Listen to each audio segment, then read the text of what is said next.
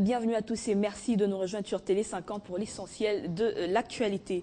La Commission électorale nationale indépendante CENI poursuit la publication des résultats partiels des législatives du 28 novembre dernier. Mercredi, l'institution organisatrice des élections a publié les résultats de 11 circonscriptions sur les 169 que compte la République démocratique du Congo. L'on connaît désormais les élus de 41 circonscriptions et parmi ces élus figurent Mbachi Mbacha, le gouverneur du Bas-Congo, le journaliste Clément Zhao dans la circonscription de Lukula dans le Bas-Congo et Lutundula en Pala, circonscription de Katakokombe.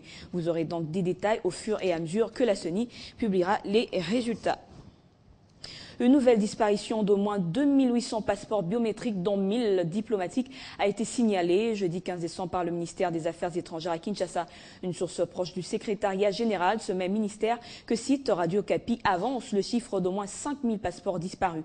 C'est la 4e fois que l'on signale la disparition des passeports biométriques depuis leur mise en circulation le 1er avril 2009. Comme dans les précédents vols de ces documents, le ministère concerné a initié une enquête pour tenter de trouver les auteurs. Il faut rappeler que seul le ministère des Affaires étrangères détient la signature et le sceau pour valider ce document qui se vend normalement à 195 $ américains ou à 250 en cas de livraison express.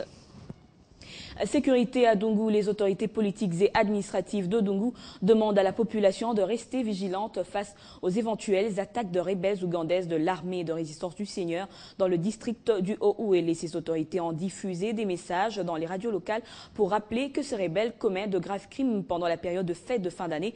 Il leur est donc interdit de fréquenter les lieux de chasse et de pêche, d'effectuer de longs voyages et de se promener la nuit.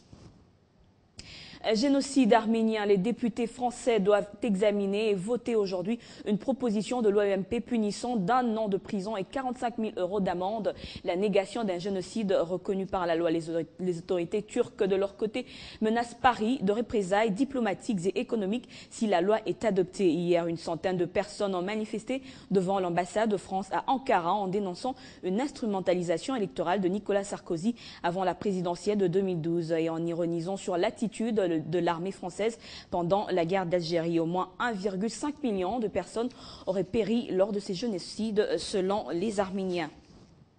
Alors que les observateurs de la Ligue arabe sont attendus jeudi à Damas, l'opposition évoque des massacres perpétrés par le régime contre des civils et réclame une réunion d'urgence du Conseil de sécurité de l'ONU. Les États-Unis ont mis en garde Bachar al-Assad contre de nouvelles mesures internationales s'il persistait à violer le plan arabe de sortie de crise qu'il a signé. Une première équipe d'observateurs arabes se rendra en éclaireur en Syrie ce jeudi, a annoncé mardi le secrétaire général adjoint de la Ligue arabe Ahmed Ben Eli au lendemain de l'acceptation par Damas du déploiement de ces observateurs. Revenons à RDC, les léopards de Seigneur d'Homme ont entamé les séances d'entraînement mercredi au stade Tata Raphaël à Kinshasa. Capitaine de la RDC, elle prépare ainsi le match aller, premier tour des éliminatoires de la 8e édition de la Coupe d'Afrique des Nations féminines prévue en novembre 2012 en Namibie. Les 11 nationales de la RDC entrent en lice le 15 janvier prochain contre la sélection ougandaise à Kampala pour le match aller et le 29 janvier à Kinshasa au stade des Martyrs pour le match retour. En cas d'une qualification, les Congolaises croiseront le fer aux Équato-Guinéennes le 27 mai 2012 à Kinshasa et le 17 juin 2012 à Malabo pour une place en phase finale. Enfin, la République démocratique du Congo clôture l'année 2011 à la 34e position sur le continent africain et 125e au monde au dernier classement mondial de la Fédération internationale de football association publié hier mercredi à son siège à Zurich en Suisse. Selon la FIFA, 57 matchs internationaux ont été pris en compte en vue de l'élaboration de cette édition, dont 51 matchs amicaux. Les 6 autres ont eu lieu dans le cadre des éliminatoires de la zone Océanie pour la Coupe du Monde de la FIFA 2014.